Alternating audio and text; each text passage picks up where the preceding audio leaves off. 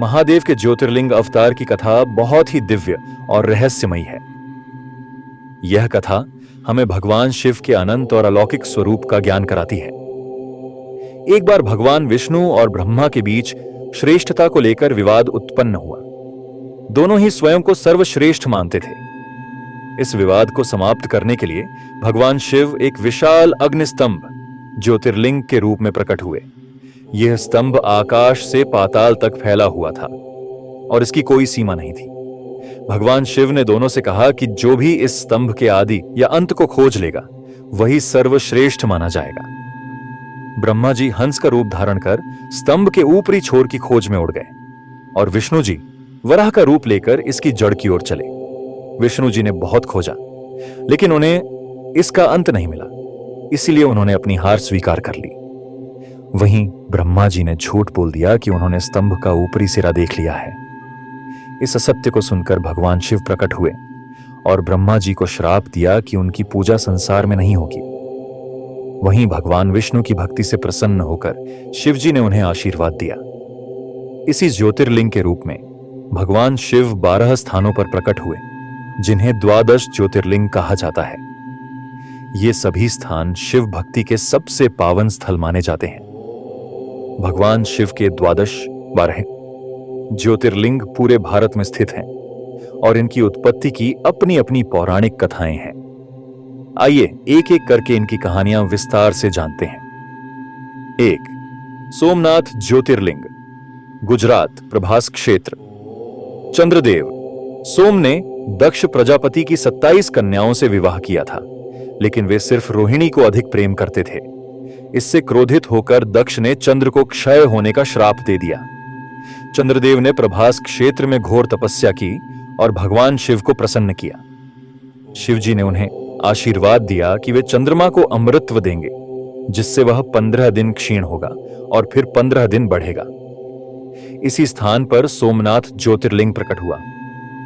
चंद्रदेव ने कृतज्ञता में इस स्थान को सोमनाथ, सोमअख चंद्रमा, नाथ है स्वामी नाम दिया और शिव जी से यह निवेदन किया कि वे सदा यहां ज्योतिर्लिंग रूप में विराजमान रहें। भगवान शिव ने उनकी प्रार्थना स्वीकार की और तब से यह स्थान सोमनाथ ज्योतिर्लिंग के रूप में प्रसिद्ध हो गया। इसे प्रथम ज्योतिर्लिंग कहा जाता है, जिसका उल्लेख पुराणों में भी मिलता है। इस मंदिर को कई बार विदेशी आक्रमणकारियों ने नष्ट किया, लेकिन हर बार इसे फिर से भव्य रूप में बनाया गया। कहा जाता है कि यहां भगवान कृष्ण ने पृथ्वी से अपने निज धाम जाने से पहले अंतिम समय बिताया था। यहां शिव भक्तों की मनोकामनाएं पूर्ण होती हैं और यह स्थान मोक्ष प्राप्ति के लिए अत्यंत पवित्र माना जाता है। 2. मल्लिकार्जुन ज्योतिर्लिंग, आंध्र प्रदेश, श्रीशैलम। यह एकमात्र ज्योतिर्लिंग है जो 51 शक्तिपीठों में से एक भी है। इसे दक्षिण का कैलाश भी कहा जाता है। शिव पार्वती के पुत्र गणेश और कार्तिकेय के विवाह को लेकर विवाद हुआ। गणेश जी का विवाह पहले होने के कारण कार्तिकेय नाराज होकर क्रौंच पर्वत चले गए। माता पार्वती और शिव जी उन्हें मनाने वहां पहुंचे और स्थायी रूप से वहीं निवास करने लगे। यही स्थान मल्लिकार्जुन ज्योतिर्लिंग कहलाया। माता पार्वती और भगवान शिव कार्तिकेय को मनाने के लिए उनके पास गए, लेकिन वे नहीं माने। उनके अटूट प्रेम के कारण भगवान शिव वहीं मल्लिकार्जुन ज्योतिर्लिंग के रूप में स्थापित हो गए, ताकि वे हमेशा अपने पुत्र के निकट रह सकें। यह स्थल न केवल ज्योतिर्लिंग है, बल्कि माता पार्वती के शक्तिपीठों में से एक भी है, जिसे ब्रह्मरांबा देवी के रूप में पूजा जाता है। 3. महाकालेश्वर ज्योतिर्लिंग, मध्य प्रदेश, उज्जैन। महाकालेश्वर ज्योतिर्लिंग 12 ज्योतिर्लिंगों में से एक है और यह मध्य प्रदेश के उज्जैन नगर में स्थित है। यह ज्योतिर्लिंग अत्यंत शक्तिशाली माना जाता है और इसे महाकाल के नाम से जाना जाता है, जिसका अर्थ है कालों, समय के भी काल, मृत्यु के स्वामी। इस ज्योतिर्लिंग की विशेषता यह है कि यह स्वयंभू, स्वतः प्रकट है, जबकि अन्य ज्योतिर्लिंगों को स्थापित किया गया था। उज्जैन में एक भक्त राजा चंद्रसेन शिवजी के परम उपासक थे। एक बार रत्नमाल नामक दैत्य ने उज्जैन पर आक्रमण कर दिया। भक्तों की रक्षा के लिए भगवान शिव स्वयं प्रकट हुए और दैत्य का वध कर दिया। यहां भगवान शिव महाकाल, कालों के भी काल, के रूप में प्रकट हुए और यही महाकालेश्वर ज्योतिर्लिंग बना। यह ज्योतिर्लिंग स्वयं प्रकट हुआ है, इसीलिए इसे बहुत ही शक्तिशाली और जागृत माना जाता है। महाकालेश्वर ही एकमात्र ऐसा ज्योतिर्लिंग है जिसे कालों के काल, मृत्यु के स्वामी कहा जाता है। यह मृत्यु और समय दोनों पर नियंत्रण रखते हैं। महाकालेश्वर मंदिर की विशेषता यह है कि यहां प्रतिदिन प्रातःकाल भस्म आरती की जाती है, जो पूरी दुनिया में अद्वितीय है। इस आरती में पहले जल और फिर भस्म राख से भगवान की पूजा की जाती है। महाकालेश्वर मंदिर 3 मंजिला है। निचले तल पर महाकालेश्वर ज्योतिर्लिंग स्थित है, मध्य तल पर ओंकारेश्वर लिंग और सबसे ऊपर नागचंद्रेश्वर लिंग विराजमान है। नागचंद्रेश्वर मंदिर वर्ष में केवल एक दिन, नाग पंचमी पर ही खुलता है।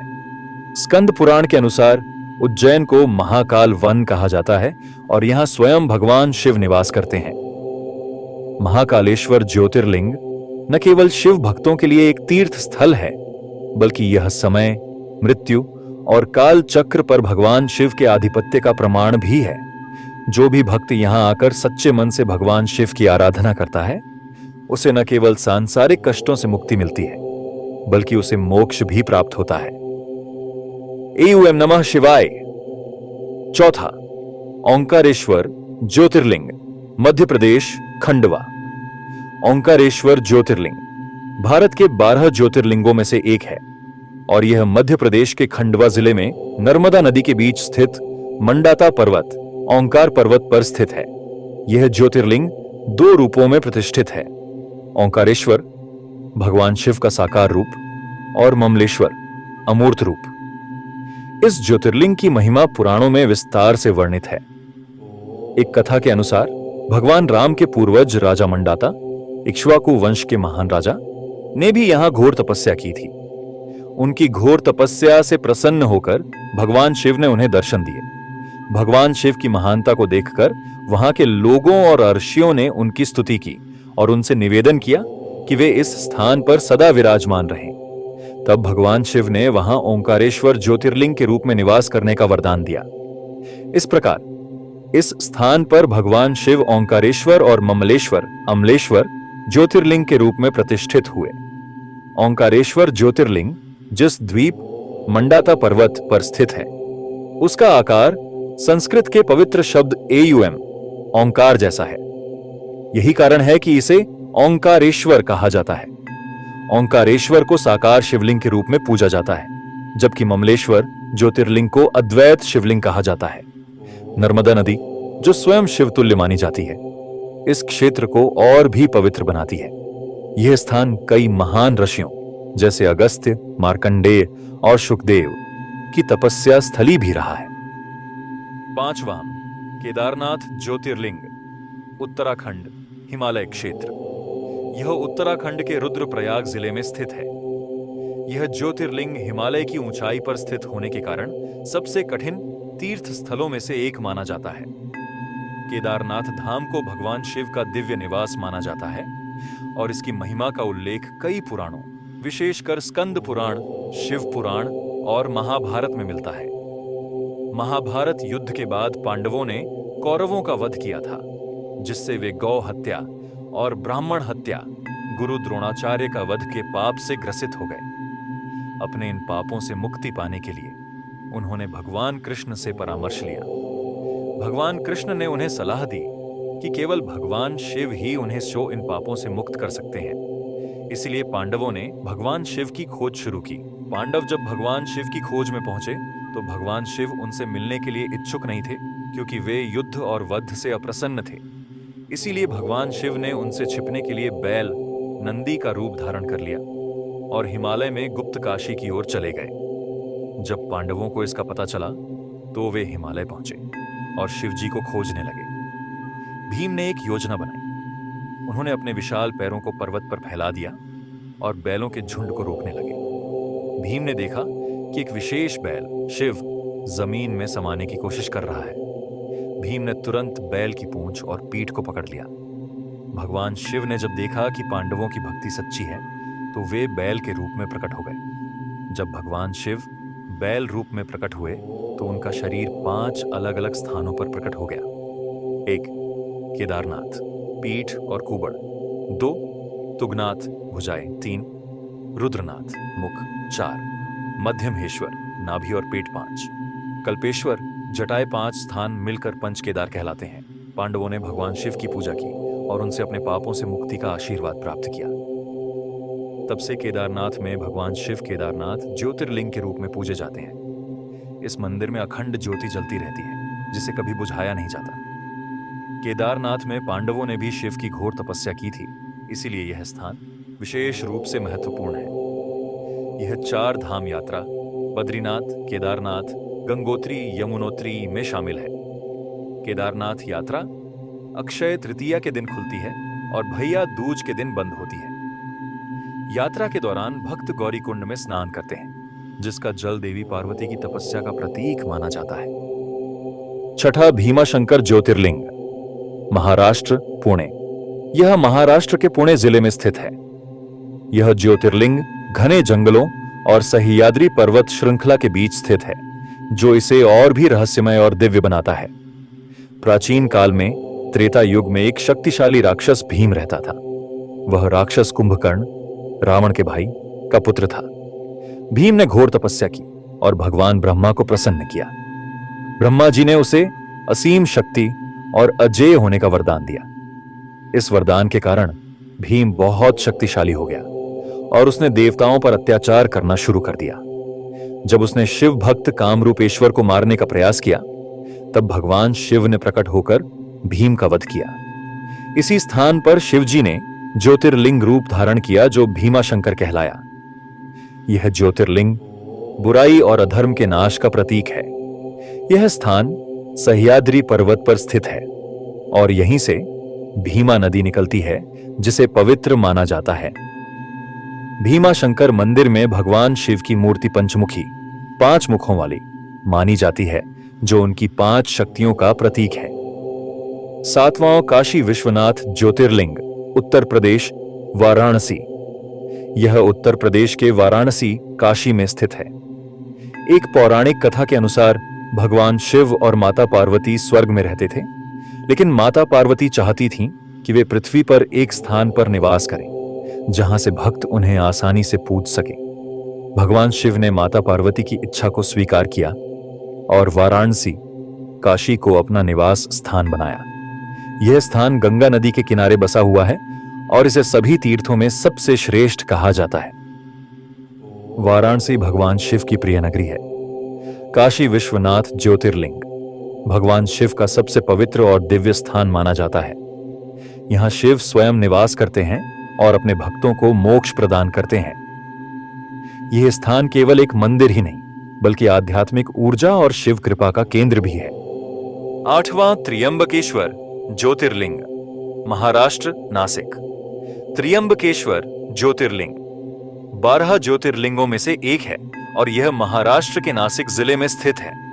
यह ज्योतिर्लिंग ब्रह्मगिरी पर्वत के पास गोदावरी नदी के उद्गम स्थल पर स्थित है।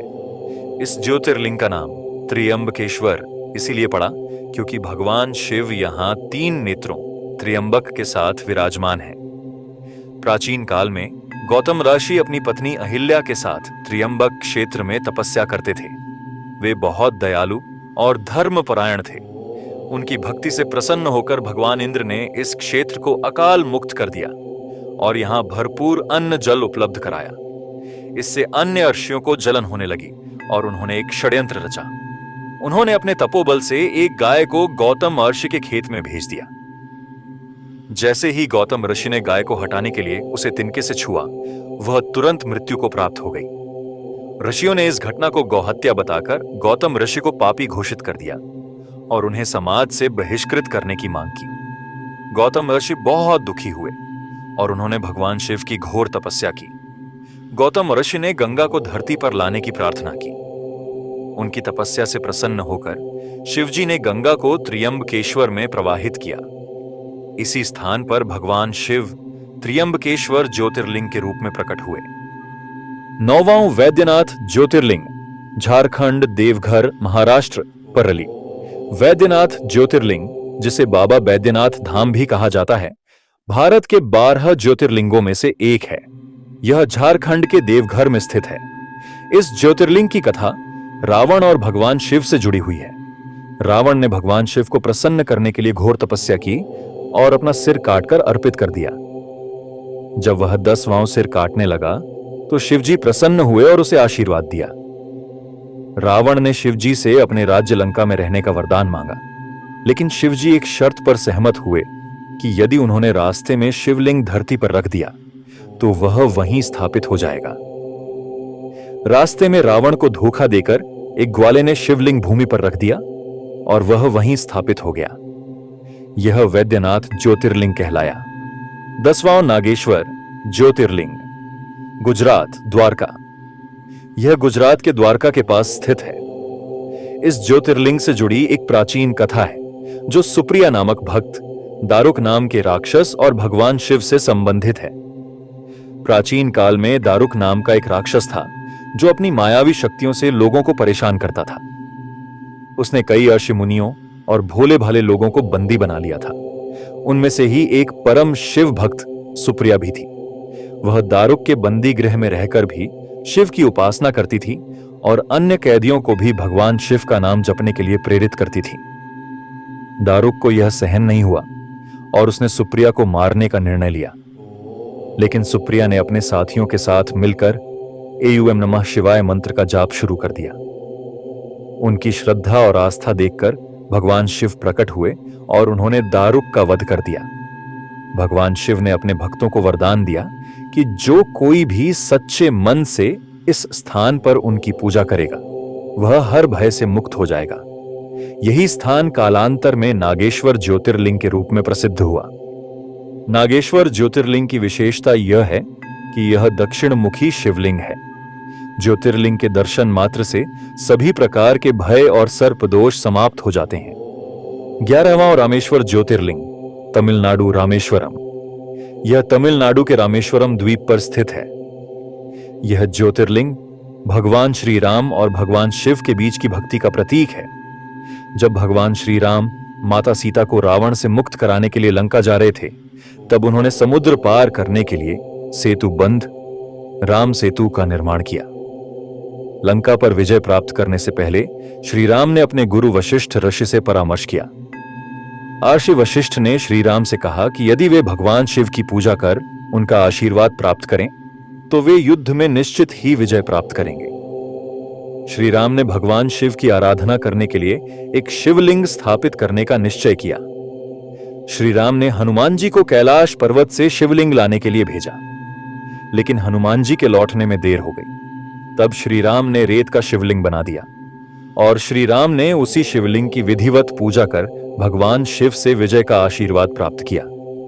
बाद में जब हनुमान जी कैलाश से शिवलिंग लेकर लौटे तो श्री राम ने भगवान शिव से पूछा कि कौन सा शिवलिंग पूजनीय होगा। भगवान शिव ने कहा कि पहले से स्थापित शिवलिंग को ही पूजा जाए। हनुमान जी को दुख हुआ, तब श्री राम ने उनके लाए हुए शिवलिंग को भी पास में स्थापित कर दिया।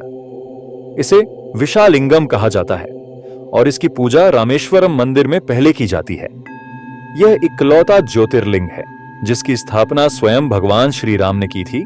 इस मंदिर में 2 शिवलिंग हैं। रामेश्वरम ज्योतिर्लिंग श्री राम द्वारा बनाया गया और विशालिंगम हनुमान जी द्वारा लाया गया। 12वां घृष्णेश्वर ज्योतिर्लिंग, महाराष्ट्र, औरंगाबाद। यह महाराष्ट्र के औरंगाबाद जिले में स्थित है। इसे घुष्मेश्वर या घृष्णेश्वर महादेव भी कहा जाता है। इस ज्योतिर्लिंग की कथा घुष्मा नामक भक्त महिला और भगवान शिव से जुड़ी हुई है। एक भक्त महिला घृष्णा ने शिवजी की घोर उपासना की और प्रतिदिन 101 शिवलिंग बनाकर पूजन करती थीं। उनकी भक्ति से प्रसन्न होकर भगवान शिव प्रकट हुए और ज्योतिर्लिंग रूप में यहां स्थापित हुए। यह 12वां और अंतिम ज्योतिर्लिंग है। इस ज्योतिर्लिंग का नाम घुष्मा देवी के नाम पर रखा गया, जिनकी भक्ति से भगवान शिव प्रकट हुए।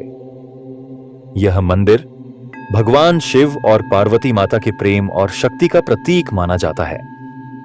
12 ज्योतिर्लिंग भगवान शिव के 12 प्रमुख शक्तिपीठ हैं, जहां शिव भक्तों को मोक्ष की प्राप्ति होती है। इन सभी ज्योतिर्लिंगों की अपनी अलग अलग महिमा और पौराणिक कथाएं हैं। इनमें से कुछ मंदिरों को कई बार नष्ट किया गया, लेकिन हर बार भक्तों ने इन्हें फिर से स्थापित किया। तो मित्रों, ये थीं 12 ज्योतिर्लिंगों की पौराणिक कथाएं जो हमें यह सिखाती हैं कि अटूट श्रद्धा, भक्ति और सत्य के मार्ग पर चलने वालों पर भगवान शिव की सदैव कृपा बनी रहती है। हर ज्योतिर्लिंग की स्थापना के पीछे एक गहरी सीख छिपी है। कभी भक्त की परीक्षा, कभी दुष्टों का नाश, तो कभी मोक्ष प्राप्ति का मार्ग। यही कारण है कि शिवलिंग केवल एक पत्थर नहीं, बल्कि अनंत शक्ति, भक्ति और दिव्यता का प्रतीक है। अगर आपको यह वीडियो पसंद आया हो तो इसे लाइक करें, शेयर करें और हमारे चैनल को सब्सक्राइब करना ना भूलें। जय भोलेनाथ, हर हर महादेव। हम फिर मिलेंगे एक और नई आध्यात्मिक कथा के साथ।